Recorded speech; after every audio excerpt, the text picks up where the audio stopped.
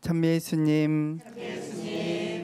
네, 이제 지난주에 이어가지고 한국교회 초기 모습 살펴보면서 우리가 교회사 공부를 어떤 점에서 해나가고 또 어떻게 시작하면 좋을지 이러한 얘기들로 풀어나갈까 싶습니다. 지난 시간에 이승훈이 세례를 받고 돌아와서 첫 번째 교회 공동체를 얘기해 드렸는데, 그러면 한국교회의 어떤 창설 터라 그럴까요? 그러면 한국교회 공동체는 어디서 시작했다라고 보면 좋을까요? 예, 어디서요? 예, 이벽의 집에서 하면 되죠. 실제로 나중에 박해시대 때 교우촌이 형성되고 공소라고 하는, 본당이 아닌 공소가 설정되고 할 때, 공소라고 하는 것도 그 지역에 별도로 건물을 지어야 될 거 아니에요. 근데 그러기가 쉽지가 않죠. 거기에 땅이 있어야 될 거고, 건물을 지으려면 돈이 있어야 될 거고, 그래서 보통 그렇게는 못하고 그 지역의 가장 큰 집이 공소집이 됩니다. 자기가 사는 그 집을, 가장 큰 집을 공소집으로 내어줘요. 그래서 거기서 모여가지고 많은 신자들이 와서, 때로는 사제가 오게 되면은 오셔서 같이 미사도 봉헌할 수 있고 성사도 보고 그러거든요. 근데 그런 점에서 바로 자그마한 이벽의 집이 하나의 일종의 공소로서, 공소집으로서 교회가 시작됐던 거죠. 근데 그때 놀랍게도 선교사가 한 분도 안 계신 평신도만의 공동체로 한국교회는 시작된 겁니다.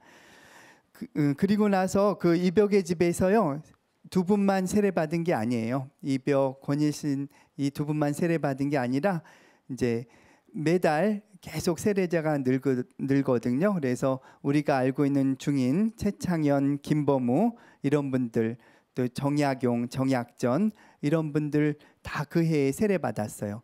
그러니까 세례받은 사람이 많으니까 방이 작을 거 아니에요. 큰 집으로 이사 갑니다. 그 집이 바로 명례방 공동체가 됩니다.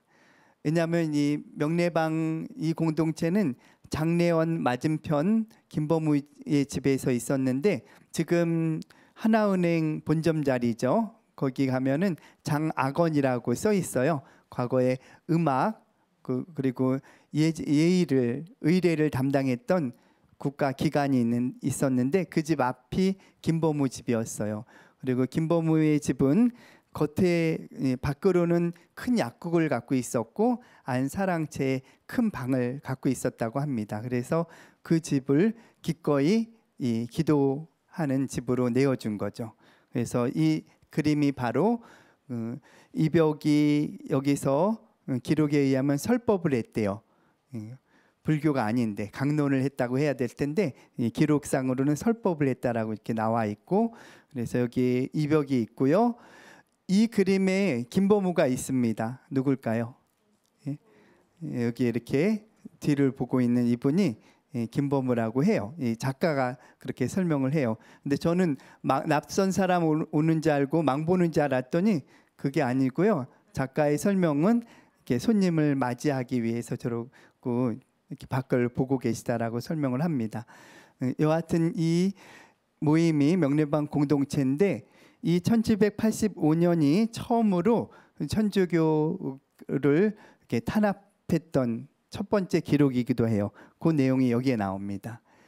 이것을 흔히 역사학에서는 을사 추조 적발 사건 이렇게 부릅니다. 근데 이런 것이 이제 역사학에서 통용되는 방식이에요.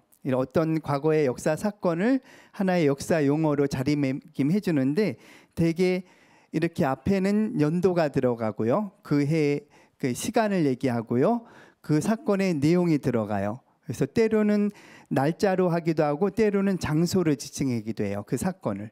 그래서 신의 진상 사건, 진산 사건 그러면 뭐예요? 1791년 윤지충 권상현이 제사를 지내지 않다가 사형받은 사건, 이렇게 장소 혹은 그 연도가 앞에 들어가고 그 사건의 내용을 아주 요약해서 해가지고 역사 용어를 만들게 돼요. 흔히 을사추조 적발 사건은요, 을사년도 곧 1785년도에 추조는 형조를 말해요. 형조가 천주교 모임을 적발한 사건을 가리켜서 이렇게 부릅니다. 그래서 명례방 김범우의 집에서 집회를 열다가 적발됨. 이제 이것이 이렇게 사료라고 불리우는 거예요. 1차 사료, 아까 얘기했던 1차 사료. 1차 사료를 해설을 할 줄 알아야 돼요. 이것을 정확하게 번역을 해내야 그 역사적인 사건을 온전히 서술할 수 있어요.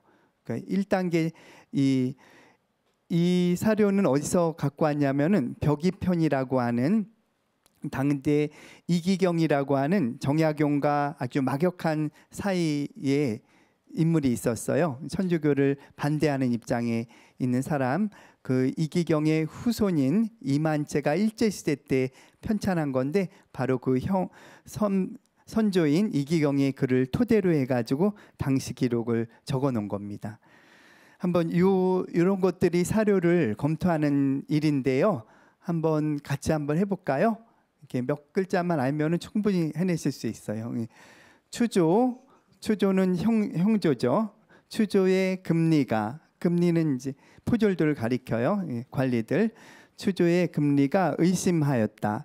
그 집회가 마시름자잖아요. 술 마시고 도박하고 노는 모임인 줄 알고 입견 들어가서 본즉 이 거자는 들거자는 여러 행동 거지를 가리켜서 들거자로 표현하기도 해요. 모든 행동거지가 모두 분면청건이라고 써 있어요. 분을 바른 얼굴을 하고 청색 수건을 들이었다. 다른 사료에 의하면은 이벽이 청색 수건을 들었는데 어깨에서부터 이 무릎까지 쫙 내리었다라고 되어 있어요. 그렇게 표현되어 있고 도대체 이게 어떤 뜻일까 한번 생각해 보세요.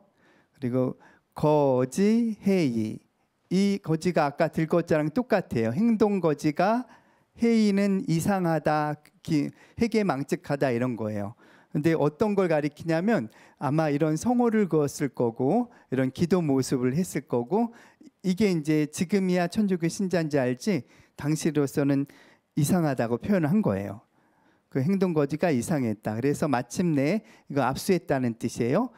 그 예수 화상과 과거에는 그 기도 모임을 할 때요, 이 앞에다가 이러한 상을 깔고 휘장을 둘렀다고 해요. 휘장을 둘렀고 이 정면에 제사를 이렇게 다 같이 보고 지냈잖아요.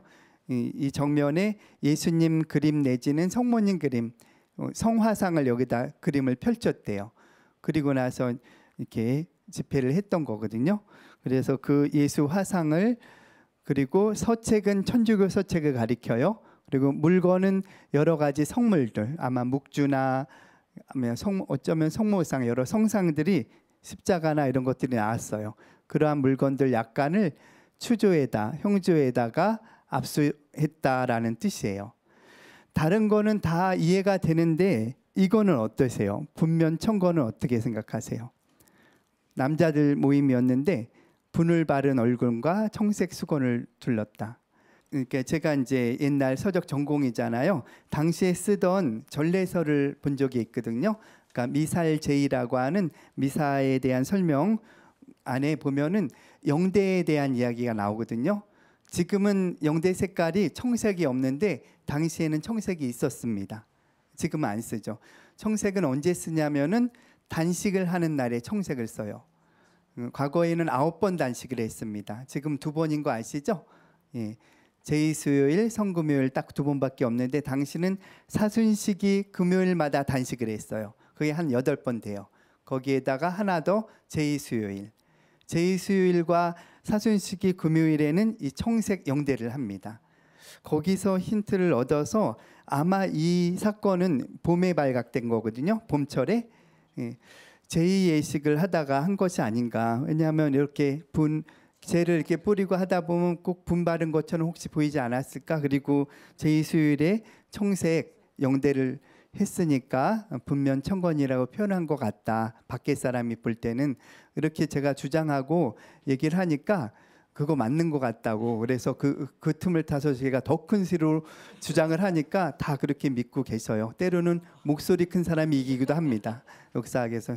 근데 현재까지는 그렇게 이제 제가 얘기하는 거를 많이 따르는데 사실 아직도 정확히는 모르겠어요. 또 이거의 어떤 표현이고 당시에 왜 분바른 얼굴을 하고 청색 수건을 둘러있는지는 이제 제 추정으로는 성회례이라 그래요. 당시 그 제2수요일 모임을 하다가 걸렸는데 다른 사람이 보길 때는 그게 뭐 이상하게 얼굴에 뭐 분을 바르고 이렇게 표현이 된 거죠. 이 사건으로 집주인인 김보무는 유배를 갑니다. 근데 똑같이 잘못했는데 왜 김보무만 유배 갔을까요?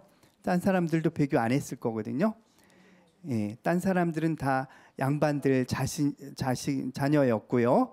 그래서 이제 다시는 이런 모임 하지 말라고 해서 더군다나 그 나름대로 굉장히 뛰어난 인물들이었어요. 이승훈, 정약용 아시다시피 좀 있으면 이제 진사시에 합격하고 정조와 절친한 사이로서 화성을 건립하고 거중기를 제작하는 인물. 이때부터 이미 뛰어난 인물이었다는 거 알죠.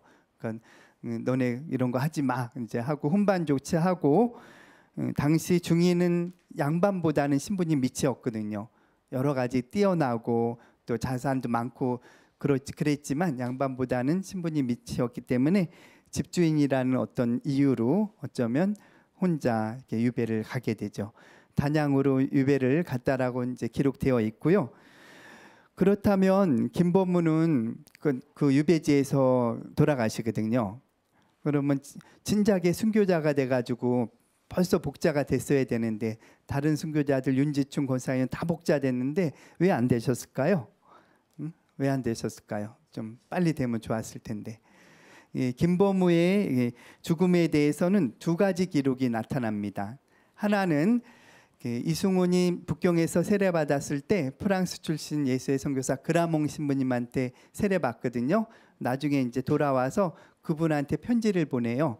그래서 우리 이러이러한 사건을 통해 가지고 김보무라고 하는 친구가 유배 갔는데 열흘 만에 거기서 죽었습니다라고 하는 기록이 하나 나와요.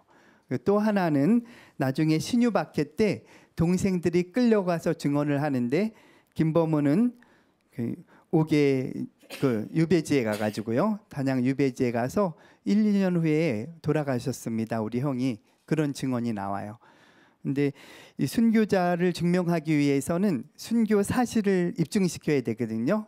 복자 과정에서 이제 순교 사실을 입증하는데 순교가 되기 위해서는 그 매맞은 타격에 의해서 죽은 걸 증명시켜야 돼요. 그래서 만약에 열흘 동안 열흘 뒤에 죽었다는 기록 하나만 남아 있었잖아요. 그럼 벌써 이미 복자가 되셨을 거예요. 순교니까 그 매맞은 게 열흘 있다가 여기 이제 충격으로 와서 돌아가셨다면 100% 입증되잖아요. 근데 1년 2년 있다 죽었다는 기록이 나오거든요. 그러니까 이것을 이제 악마의 변호사라 그러잖아요. 순교가 아닌 걸 반대로 입증시키는 변호사는 이 기록을 봐라. 1, 2년 후에 죽었다고 한다면 이미 매맞은 상처는 다 나았다. 땀병으로 죽은 건 순교가 아니다. 이렇게 주장할 수가 있어요. 그래서 한동안 과거에 옛날 우리 교회 내 기록에도요. 김보무는 순교자, 증거자 이런 기록들이 많이 나와요. 순교자로 볼까, 증거자로 볼까. 이제 순교가 아닌 경우에는 증거자라는 호칭으로 그 뛰어난 인물을 표현하거든요. 그래서 제가 방송에서 이런 얘기해도 되나 모르겠는데 제가 역사적인 교회사를 통해서 역사적 교훈을 하나 분명하게 얻은 게 있어요. 맷집이 너무 좋으면 순교자가 못 된다라고 하는 교훈을 얻게 됐습니다. 근데 이제 제가 이건 농담으로 한 거고요. 사실 그분이 1, 2년 후에 돌아가셨다 하더라도 100% 순교자입니다. 김보무는 그걸 가승이라 그래요. 그 가족에게서 구전으로 전승하는 기록 안에 보면은 그 유배지에서조차도 이렇게 복음을 전파하셨기 때문에 거기서부터 또 천주교 신자들이 나왔다. 복음을 믿는 이들이 생겨났다라고 하는 기록도 보이거든요. 그래서 1, 2년 후에 돌아가셨다 하더라도 배교를 안 했기 때문에 유배 가신 거예요. 그렇기 때문에 그런 점에서는 100% 순교자시고 현재 순교자로 하느님 종으로 올라가 계세요. 그래서 복자가 되면은 아주 공식적으로 한국 교회의 최초의 순교자라고 얘기할 수 있고, 지금도 제가 교회사 안에서 볼 때는 이미 첫 번째 한국 교회 순교자라고 얘기해도 틀리지 않다라고 말씀드릴 수 있습니다. 김범우의 이 명례방 사건 얘기를 해드렸고요. 그 모임 때문에 1년 동안 쉬어요. 왜냐하면 계속 더 했다가는 출첵길도 막힐 거고 이제 여러 가지 처벌도 받을 거고 쉬었는데, 그 다음 1년 후에 봄에 모였다라고 되어 있어요. 그래서 아마 기도 안 하고 그러는데 몸이 근질근질하고 그러셨나 봐요. 대단한 분들이에요. 이렇게 기도 안 한다고 몸이 근질근질 하셨는지 봄에 모이십니다. 다 모여서 야, 우리 다시 기도 모임을 해야 되겠다라고 결의를 하고, 기양 기도 모임 하는데 우리 고해 성사도 주고 이제는 그럼 미사도 좀 봉헌하고 견진도 주자라고 결의한 게 이른바 가성직제도예요. 그래서 규율도 아주 정확하게 딱 규율을 해놔요. 갑은 을에게, 을은 병에게. 하지만 서로 맞고에는 못하게 병이 갑에게는 성사를 볼 수 있다. 하지만 서로 맞교대로 할 수는 없다라는 규율을 세우고 고해 성사를 거행하게 됐고요. 그리고 이제 아마 권일신을 특별히 더 뛰어난 덕이 있어서 그런지 주교급으로 위임하고 자기랑 미사와 견진 이런 것들을 담당한 것으로 보입니다. 그렇게 해서 실시하다가 이제 한 분의 성직자가 또 계시죠. 그 유한검 아우구스티노라고 아마 전라도 사도 이분이 제기한 걸로 보여요. 현천이라고 하는 어떤 그 명칭으로 되어 있는데 그분으로 추정이 되는데, 그분이 이승훈한테 편지를 씁니다. 내가 더 열심히 미사를 봉헌하려고 모든 예절서와 천주교 서적 교리서를 다 뒤지다 보니까 이게 아무나 미사하면 안 된다는 걸 발견했다는 식으로 글을 써요. 그래서 신학 공부를 하고 사제 서품을 받고 인호라고 하는 것을 받아야만 성사를 거행할 수 있는데 우리는 그런 것도 없이 하지 않았느냐. 그럴 경우에 여기 독성죄라고 써 있는데 우리가 아주 커다란 죄를 짓고 있는지 모르겠다. 빨리 알아봐라 그러는 거예요. 그렇게 해서 이승훈은 그 편지를 받고 그 편지와 함께 이제 질문지를 가지고 윤유일 바오로를 파견시켜요. 밀사로 파견합니다. 윤유일 바오로는 이승훈이 준 편지를 가지고 이제 밀사로 파견돼서 구베아 주교님을 만나요. 근데 구베아 주교님은 이승훈이 세례받을 때 안 계셨어요. 발령은 받았는데 여러 가지 이제 박해의 시기기도 하고 이게 도착을 안 하셨어요. 시기적으로 도착한 시기를 제가 따져 보니까 이승훈이 한양으로 떠나자마자 얼마 있다 부임하세요. 그래서 이승훈 얘기를 들었을지 몰랐을지 그건 모르겠어요. 아마 그 같이 있던 선교사들이 얘기를 했겠죠. 그 이씨라고 하는 조선의 귀족이 와가지고 세례를 받고 좀 그란몽 신부님이 베드로라고 하는 조선의 반석이라고 하는 이름으로 세례를 줬는데 어떻게 됐는지 모르겠습니다. 이런 얘기를 들었을지도 모르겠어요. 그런데 5년 후쯤에 윤유일 바오로 미사를 통해서 편지를 받았는데 견진을 주고 있잖아요. 한 달 교리 받고 들어가가지고 2년 만에 견진을 주고 있었어요. 동급이 되어 있었던 거죠. 구베아 주교님 어떻게 생각하셨을까요? 그래서 그 첫 번째 편지의 대답은 이렇습니다. 모르고 했던 것은 다 용서하마. 하지만 지금 즉시 모든 성사를 중지시키고 내가 일러주는 기도문을 일주일에 한 번 모여서 바쳐라. 하지만 교회에는 상등통회라고 하는 놀라운 제도가 있다. 상등통회, 진심으로 뉘우치기만 하면은 그 자체로 고해성사와 똑같은 효력이 있으니 너희는 상등통회에 의지하라. 이렇게 쓰여 있어요. 그리고 나서 내가 곧 성직자를 보내주마. 그리고 조선 사람이 성직자가 될 수 있도록 이렇게 조치를 취해주마 하면서 조금만 기다리라고 했어요. 근데 윤유일 바오로는요 그때 도착하자마자 세례를 받았습니다. 근데 여기서 세례 견진 다 받았거든요. 근데 그 얘기를 들었겠죠. 왜 또 받았을 거예요? 거기에 그렇게 나와요. 그 조선에서 받은 세례가 조금 의심쩍어서, 그 평신도가 준 세례도 정식 세례입니다. 세례 성사로 보는 거예요. 세례 성사만큼은 정식 성사야 사제가 집행하지만 대세도 세례입니다. 세례 성사예요. 그래서 그 자체를 세례로 충분한데 거기에 조건부 세례를 했다라고 되어 있어요. 조선의 세례가 많이 의심했기 때문에 세례를 다시 정식으로 주고 이제 주교님한테 보내서 바로 견진까지 받게 돼요. 그래서 윤유일도 그렇고요. 나중에 이렇게 황심이라고 하는 인물도 그렇고 이때 견진을 받게 될 때 북경 성당에서 했을 거 아니에요. 거기서 얼마나 조선 사람들이 열심히 참여하는지 거기 있는 중국 사람 선교사들이 울면서 그 예식을 지켜봤다라고 그런 기록들이 나와요.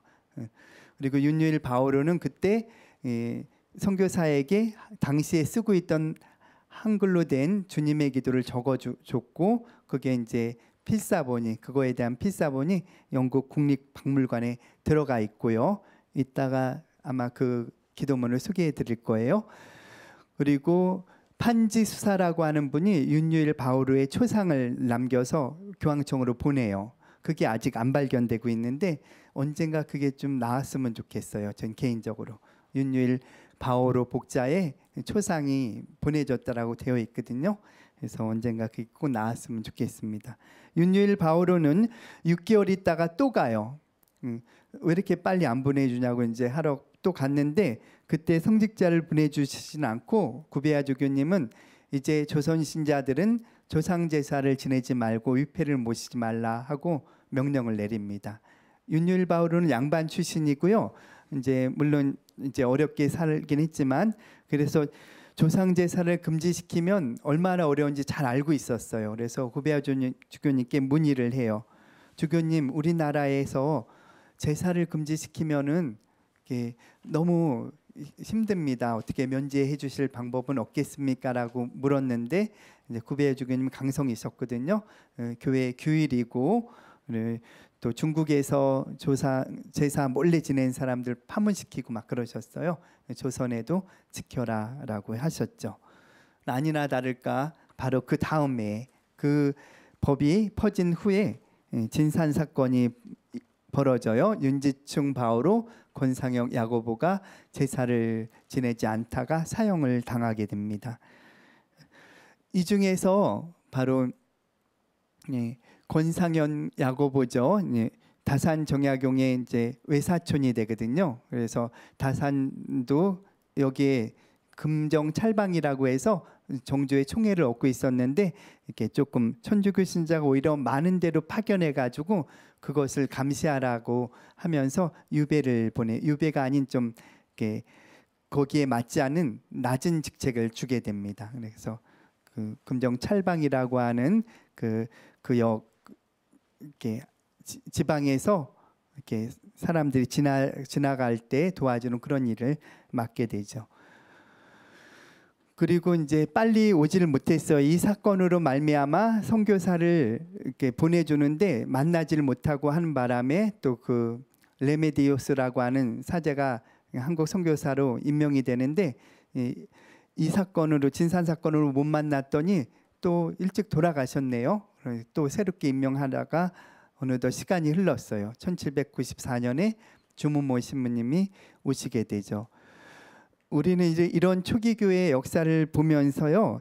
이제 제가 이러한 역사를 재구성할 수 있었던 것은 당시 한문으로 남아 있는 기록들은 다 사라졌어요. 거의 몇 개 거의 찾기가 어렵고 대부분의 기록들은 그 한문을 이제 마카오를 통해 가지고 마카오가 아니죠. 당시에는 북경을 통해 가지고 거기서 라틴어로 바꿔서 교황청으로 들어가거든요.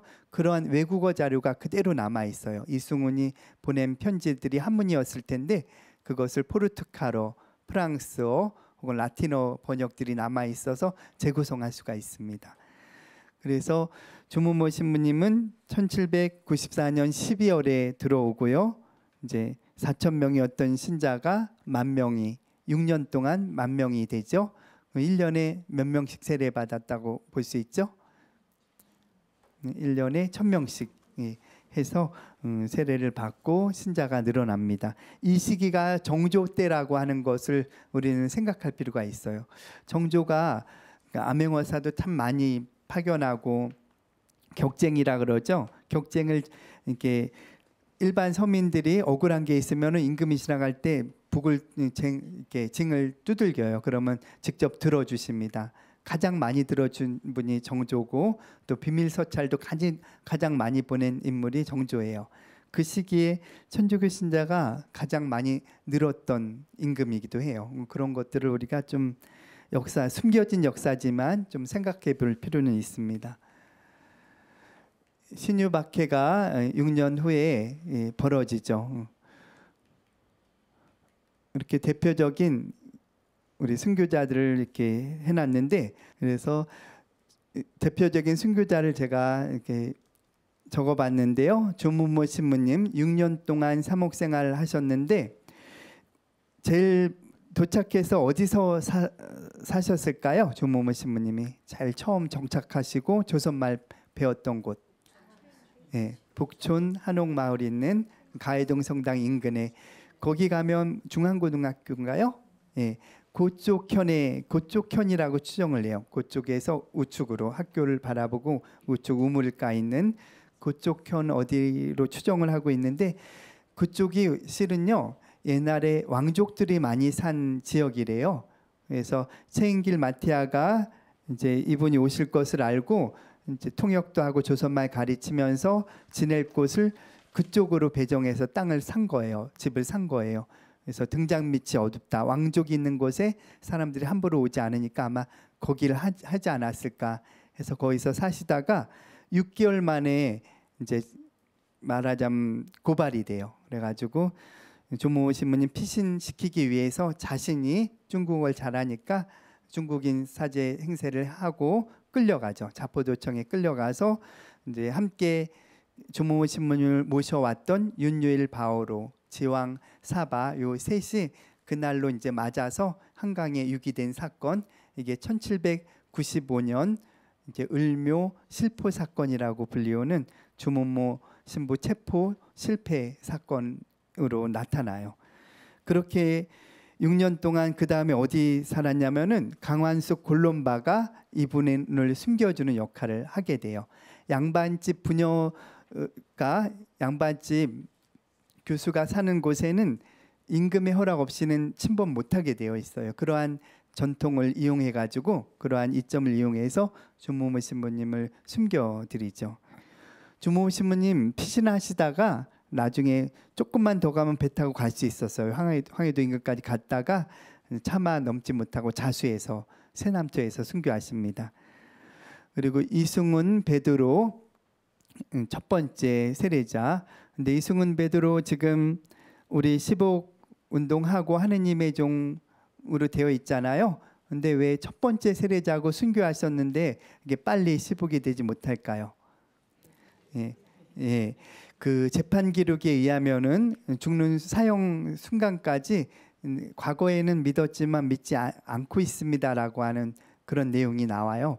근데 이것을 단순히 우리가 재판 기록 한 줄 가지고 그 과거의 사건을 바라보느냐 이러한 것을 생각해 봐야 되는데, 당시의 고문이나 그러니까 심리적인 압박 그리고 고문인의 이 아픔은 내가 마음으로 아무리 믿고 싶어도 입으로 안 믿습니다 이게 저절로 나올 수밖에 없어요.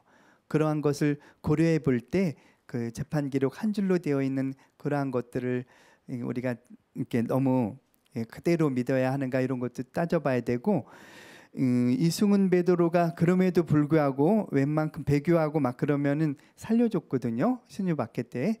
근데 왜 이승훈이 사형이 될 수밖에 없냐면은요, 어느 누구한테 물어봐도 시작이 가면 누구겠어요. 다 저 사람이 시작했습니다가 나오는 거예요. 그러니까 거기에서 오는 압박감도 더 힘들었을 것 같아요. 거기에서 오는 이런 고통보다 거기에서 오는 압박감이 더 힘들었고, 제가 이승훈 편지가 그 북경으로 갔다 그랬잖아요. 윤유를 통해서. 거기에 그런 대목이 진작 보여요. 이미 1795 90년 윤유일이 갔을 때 내가 세례받고 돌아왔을 때 조선교회의 반석 책임자로 왔는데 그 책임을 면해주면 안 되겠습니까? 라고 적혀 있어요. 그때 이미 그러한 무거움이 있었던 것 같아요. 이승호는. 그때 이 구배아주교는 안 된다고 끝까지 조선교회 그 책임자로서 역할을 해야 된다고 이렇게 답이 오거든요. 그러한 부분이 있고요. 정약종 아우구스티누는 주교유지, 한글 주교유지, 삼형제가 같이 붙들려 오지만 이제 형과 아우를 살리죠. 어떻게 보면 그 재판 기록을 가만히 보면 그런 대목이 나와요. 나는 늦게 형한테 배워서 늦게 믿었지만 죽어도 여한이 없다. 하지만 형 동생은 지금 이 천주교를 떠난 지 이미 오래됐고 이 둘이 다시 믿는다면 그야말로 나는 죽어도 여한이 없다. 이걸 강조하거든요. 그렇게 해서 결국 형과 동생을 살리죠. 형은 자산도 가가지고 고기만 한 200~300마리 잡다가 끝났죠. 550여 종이라 그러는데 어디에 보면 또 어떤 책은 300여 종 좀 확인할 필요가 있는데요. 왜 고기였나? 저는 이분들이 봤던 천주교 서적이 제 전공이거든요. 이분들의 교리 지식이 놀라워요. 성경 지식이. 예수님 제자들이 어부 출신이라는 거 잘 알았습니다. 불리움 받았을 때 사람 낚는 어부가 되라라고 했던 거 잘 알았던 분이에요. 자산도 갔더니 뭐예요? 사람은커녕 고기뿐이 없잖아요. 고기만 낚다가 돌아가신 거예요. 자산 어부를 지으셨고 여유당전서 다산 정약용은 이제 유배지에서 자신이 못다한 그러한 가르침들 천주교를 통해서 얻은 것 그리고 유교의 가르침 안에서 승화시키고자 했던 것을 글로 남기게 된 거죠.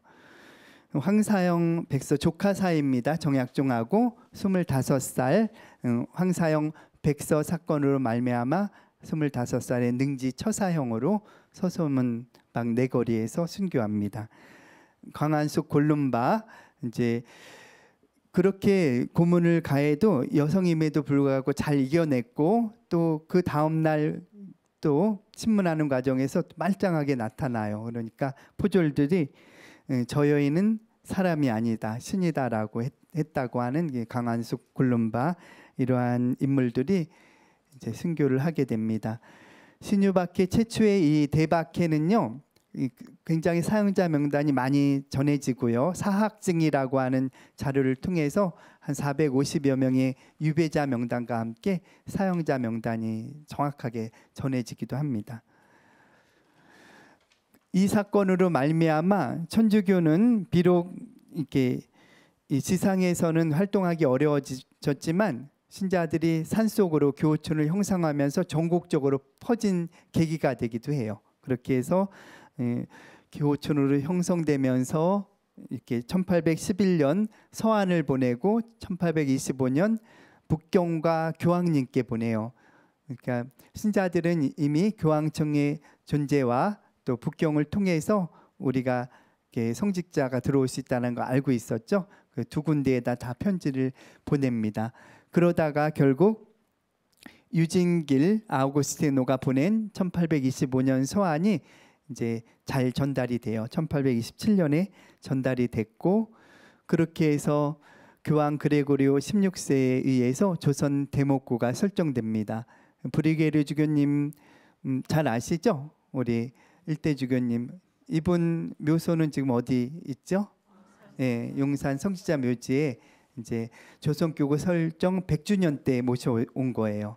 서만자라고 하는 지역의 묘지에서 모셔왔는데 이분은 태국 샴교구의 꼬아주돌이라고 아까 그랬죠. 부주교 곧 선임 교구장이 선종하시면은 바로 이어서 자기가 교구장이 될 수 있는데 지금 방콕이죠. 샴교구 태국 거기서 그냥 그대로 계셔도 좋을 텐데 이 조선에 파견할 선교사가 없다라고 했을 때 제가 가겠습니다 하면서 반대도 많았어요. 본부에서는 우리 선교사도 없고 돈도 없고 조선 그 위험하고 외진 데를 가면 안 되라고 했는데 거기야말로 선교사가 정말 필요합니다. 돈이 없다고요? 그러한 것은 제가 모금하게 제가 그러하다면 제가 모금하겠습니다 하고 자원해서 가기를 원했죠. 그렇게 해서 결국 조선 대목구가 설정됩니다.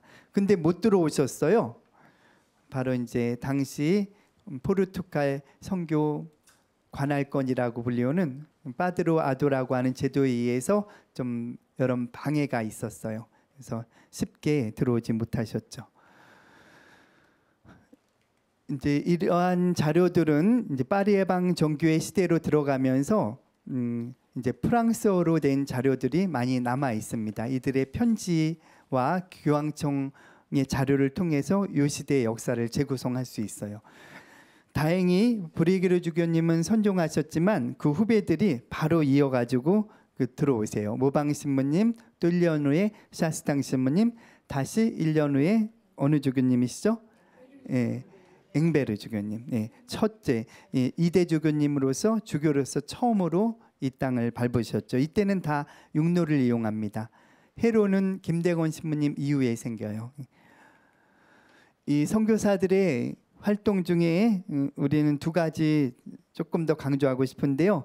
2, 3개월 동안 조선말 한글을 배우고 고해성사로 송무활동을 시작했다는 거예요. 한번 어디 외국 나가서 한 2, 3개월 배우고 상담하고 뭐 이런 거 해보실 생각 없으세요? 네. 그래서 이분들의 이렇게 노력, 그 한글을 배운 그 내용이 나와요. 샤스탕 신부님 같은 경우는 조선은 따로 별도로 글자가 있습니다. 24개의 알파벳으로 이루어졌는데 이게 쓰기가 얼마나 쉬운지 어린 아이들도 금방 쓰고 익힌다고 그러면서 어떤 얘기가 나오냐면은 쓰기는 한글이 훨씬 쉬운데 실제로 말하기는 중국말보다 어렵습니다. 이런 얘기가 나와요. 이제 조선말도 굴절어잖아요. 하고 하니 해서 뭐 이렇게 뭐 복잡하잖아요. 이걸 다 쫓아가기가 어려웠던 거예요. 한문은 단순하거든요. 중국어는 조금 단순해요. 그리고 이들의 일상을 보면은 새벽 2시부터 미사를 시작하고 새벽 2시, 2시 반에 깨서요. 옆에 같이 사는 신자들 깨워서 아침 기도를 같이 한대요. 하고 그때 미사를 같이 하고 그 이들한테 필요하면 세례 주고 고해성사 다 들어주고 아침 6시 새벽반이 또 온대요. 이들은 떠나고 그들이 15명에서 20명 또 고해성사 필요하면 교리 견진까지 다 주고 한 11시쯤 밥을 먹는데요. 밥을 먹으면서 조선 사람들은 매 끼니 쌀을 먹습니다. 그리고 거기에 소금에 절인 야채를 곁들여 먹습니다. 아주 큰 축일에는 썩은 생선 한 마리가 올라옵니다. 이런 표현이 있어요. 고등어 자반? 하여튼 썩은 생선이 올라왔대요. 이렇게 해서 이렇게 교우촌에 가가지고 회장들을 세우면서 여러 가지 정비를 하기 시작하는데 놀라운 것은 첫 모방 신부님이 우리나라 처음으로 온 파리예방 선교사인데요. 교우촌에 갔더니 놀랍게도 한글로 복음과 준주성범 교리서가 있었다는 걸 보고 놀라워해요. 그래서 자기가 미사가 끝나고 그 교우촌에서 그걸 회장을 통해서 읽도록 시켰다고 하는 대목이 나와요. 오시자마자 한 6개월도 안 됐는데 그 본당 신부에게 보내는 편지에 그런 대목이 나옵니다. 여기서 제가 드디어 첫 번째 주님의 기도를 소개해 드릴 때가 됐어요. 아마 들어보신 분들 계실 텐데 여기서부터 같이 읽어볼까요? 요 대목부터 같이 한번 쭉 끝까지 읽어볼게요.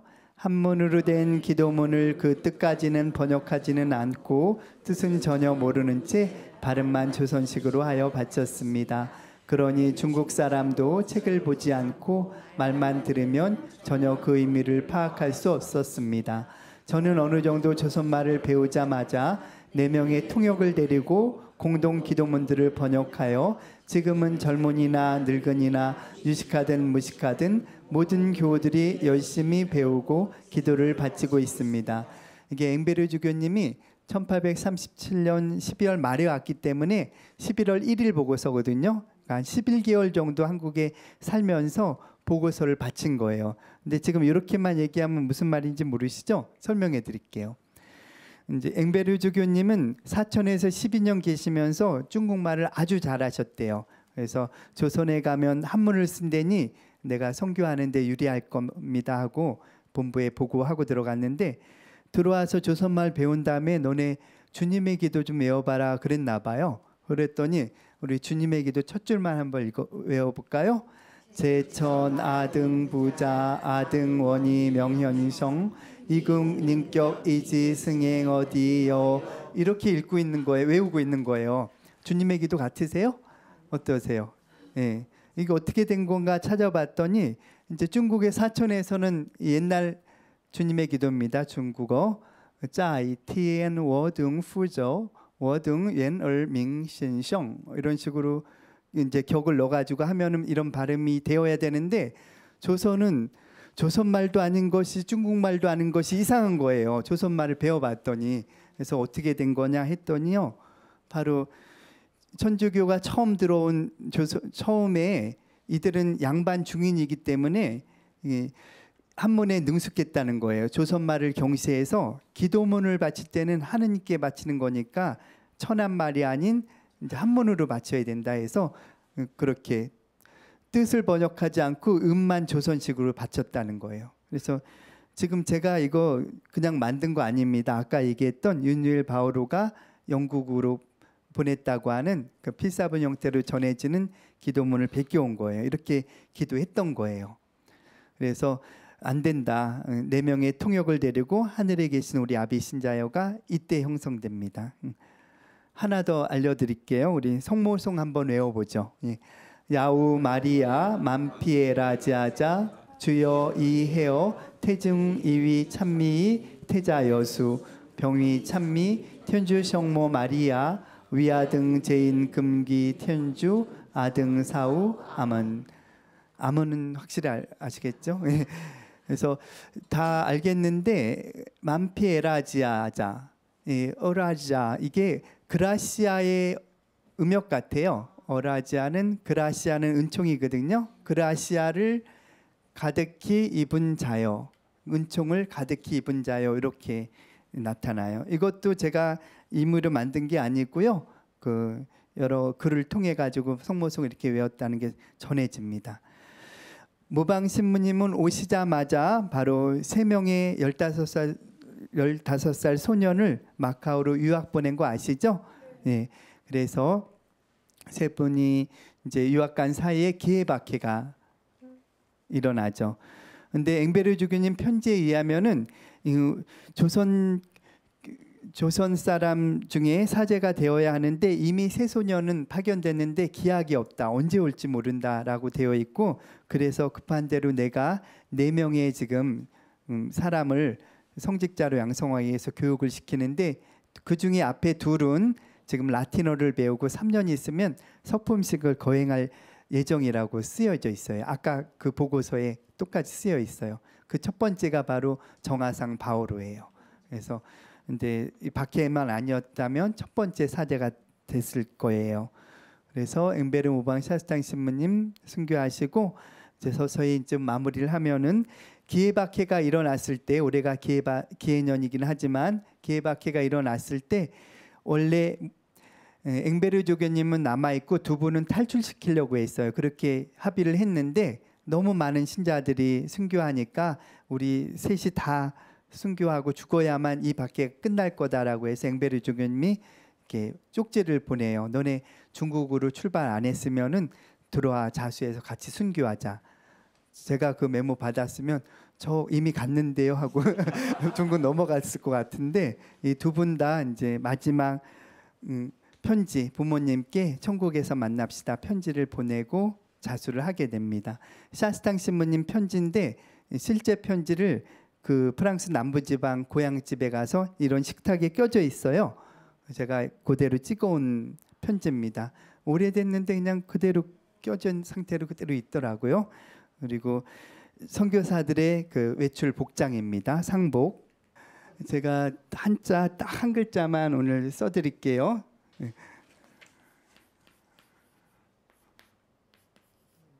이제 이게 어조사 heb자지만 사실은 더할 익자랑 같은 뜻이거든요. 그래서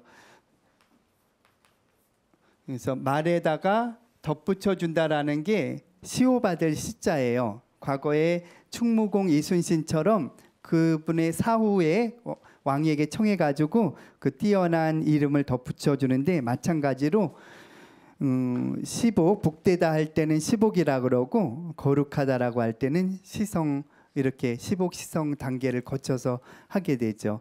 그 단계는 하느님의 종은 후보자예요. 순교자일 경우 뛰어난 영웅적인 행위나 어떤 교회에 큰 덕을 보여준 인물, 그리고 또 열심한 신앙생활을 하다가 이웃을 위해서 목숨을 바친 이, 그들이 하느님의 종 후보자가 되고, 그 중에 가장 더 뛰어난 인물, 좀 초기조사 때 충분히 뛰어나다라고 인정받으면 교황님께서 가경자로 인정해줘요. 최영업 신부님이 그런 경우죠. 편지를 보니까 이거 너무나 때로는 2-3명 성사를 주기 위해서 2박 3일 동안 달려가고, 그런 사제가 그 시대에 어디 있어요? 가경자. 여기서 하나의 기적이 심사가 끝나면 복자가 됩니다. 근데 순교자의 경우는 순교 사실을 하나의 기적으로 인정해줘서 자동으로 복자될 때 기적이 관면이 돼요. 그래서 124위가 빨리 복자가 된 것은 그 이유입니다. 이제 복자가 성인이 될 때 다시 한번 기적이 이루어져야 되는데, 그래서 성인이 될 때까지는 최소 2개의 기적이 있어야 한다는 것은 이런 법적 절차 때문이죠. 이제 과거에 우리 선조들이 외웠던 성모송을 끝으로 이렇게 이 첫 번째 강좌 교회사 공부 어떻게 시작할까라고 하는 강좌를 마무리하도록 하겠습니다. 예, 함께 기도하겠습니다. 성부와 성자와 성령의 이름으로 아멘. 성총을 가득히 입으신 마리아여, 내게 할례하나이다. 주 너와 한 가지로 계시니 여인 중에 너 총복을 받으시며 내 복 중에 나신 예수 또한 총복을 받아 계시도소이다. 천주의 성모 마리아는 이제와 우리 죽을 때에 우리 죄인을 위하여 비르소서. 아멘. 성부와 성자와 성령의 이름으로 아멘. 수고 많으셨습니다.